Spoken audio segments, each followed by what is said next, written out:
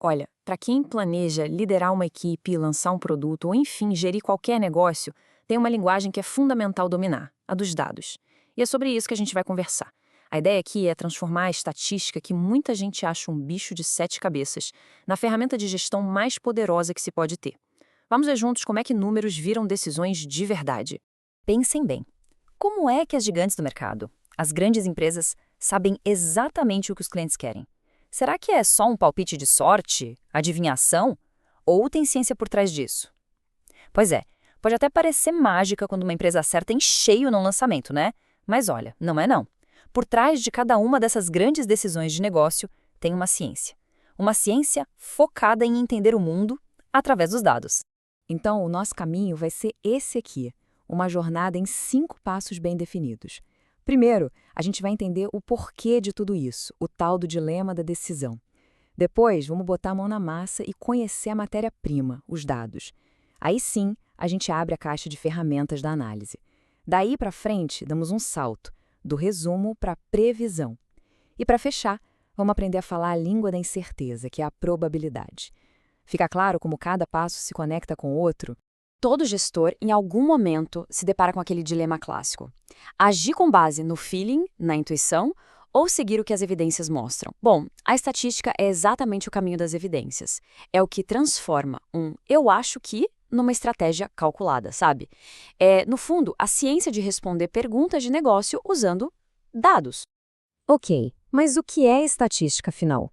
Formalmente falando.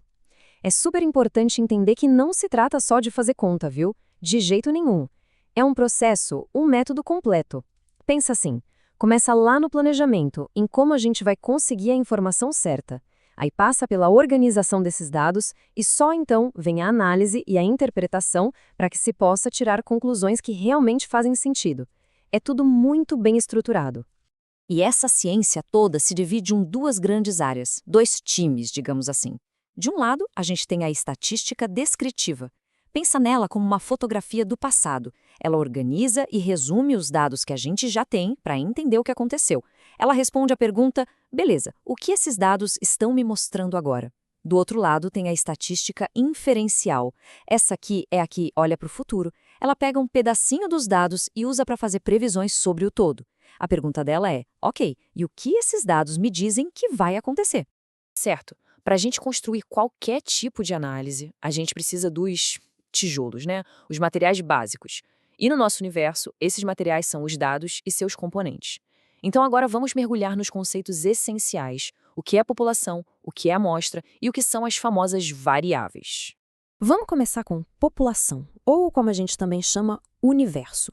Pensa no todo. É o conjunto completo de tudo e todos que a gente tem interesse em estudar. Usando o exemplo da montadora, se ela quer entender o mercado brasileiro, a população dela são todos os potenciais compradores de carro no Brasil. É o quadro geral, o cenário completo, sem deixar ninguém de fora. Agora para e pensa. Tentar falar com cada um desses compradores seria simplesmente impossível, ia custar uma fortuna e levar anos. Por isso, na prática, a gente trabalha com uma amostra. O que é isso? É um pedaço menor desse universo todo. Mas, e aqui está o pulo do gato, é um pedaço muito bem selecionado, escolhido a dedo para representar a população inteira da melhor forma possível. Então, aqui a gente vê a diferença preto no branco. População é o nosso alvo, o ideal, o grupo completo. A amostra é a nossa ferramenta, é o que é prático, o que é viável. E o grande segredo de uma boa análise estatística está justamente aí: garantir que essa amostra seja um retrato fiel da população. Se ela for, as conclusões que a gente tirar dela vão ser confiáveis. Beleza, então já temos a nossa amostra. E agora? O que a gente mede, o que a gente observa nesse grupo de pessoas? A gente mede características específicas que, no jargão da estatística, a gente chama de variáveis. Voltando para o nosso exemplo da montadora, as variáveis seriam tudo aquilo que interessa para ela. Qual a cor preferida do carro? E o motor? Quais itens de segurança são mais importantes? E por aí vai.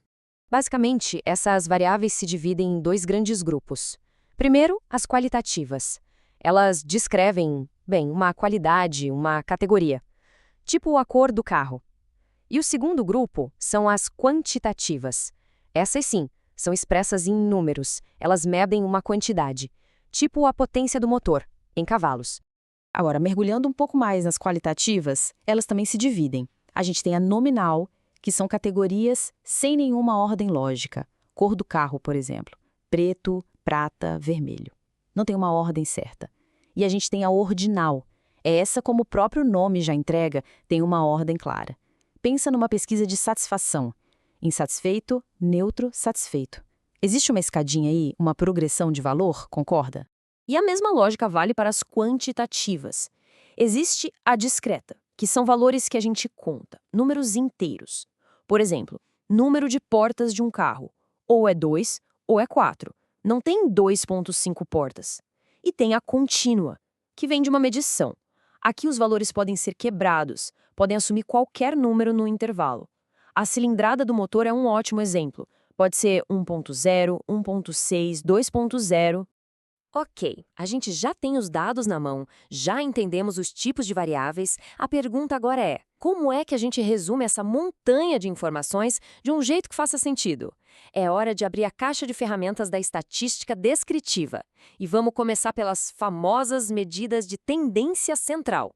A primeira ferramenta, e a mais famosa de todas, é a média aritmética. Ela é basicamente o ponto de equilíbrio dos dados, o valor central. Imagina as vendas diárias de uma loja. A média vai nos dizer qual é o valor típico de venda por dia. Um resumo em um único número. A matemática por trás dela é bem direta, é uma fórmula padrão. Essencialmente, o que ela faz é somar todos os valores e dividir pelo número total de observações. É, digamos, a maneira formal de encontrar esse centro de gravidade dos nossos dados. Depois da média, a gente tem a mediana. E aqui a palavra-chave é ordem. A gente primeiro coloca todos os dados em ordem, do menor para o maior, e a mediana é o valor que fica exatamente no meio. A grande vantagem dela, o superpoder, é que ela não se abala com valores extremos, os tais dos outliers. Ela é mais robusta. Olha só esse exemplo aqui. Com os números todos em ordem, o valor 8 está bem ali, no centro. Agora imagina que esses números são salários numa empresa. Se um diretor ganha um bônus milionário, a média de salários vai lá para cima, distorcendo tudo. Mas a mediana, ela mal se mexe. É por isso que uma empresa pode olhar para a mediana de horas assistidas para ver se uma série fez sucesso, ignorando quem maratonou tudo e focando no comportamento do espectador mais típico. Faz todo sentido, né? E para fechar o trio, temos a moda. Essa é a mais fácil de todas. É simplesmente o valor que mais aparece, o que mais se repete. E para o mundo dos negócios, a moda é uma mina de ouro. É ela que diz qual o produto mais vendido, qual a cor de carro que todo mundo quer, o tamanho de roupa que mais sai. É literalmente a voz da popularidade falando através dos dados. Então, descrever dados, resumir o que já aconteceu, isso é fundamental.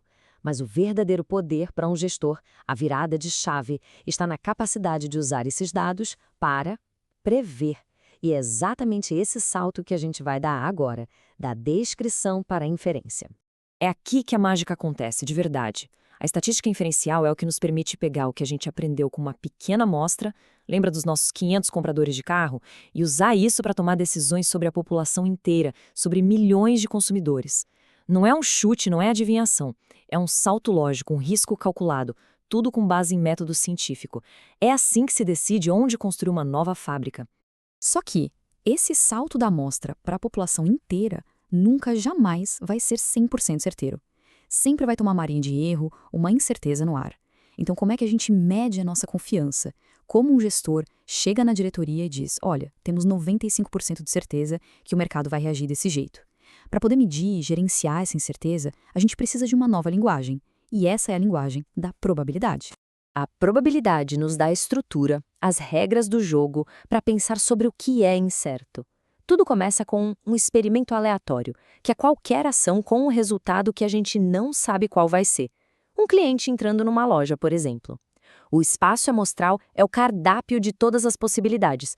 No caso da loja, seriam todos os produtos na prateleira. E por fim, o evento, que é o resultado que a gente quer que aconteça, o nosso resultado de interesse. Por exemplo, o cliente escolher um nosso produto. Ao calcular a probabilidade disso acontecer, se torna possível prever receitas e gerenciar estoques. E com isso, a gente fecha o ciclo.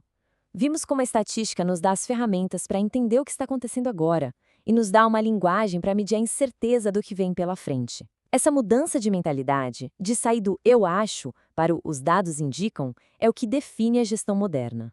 Então, a pergunta que fica é: no próximo negócio, na próxima decisão, qual risco se está disposto a calcular? Porque a resposta, e muitas vezes o sucesso, vai estar sempre lá, nos dados.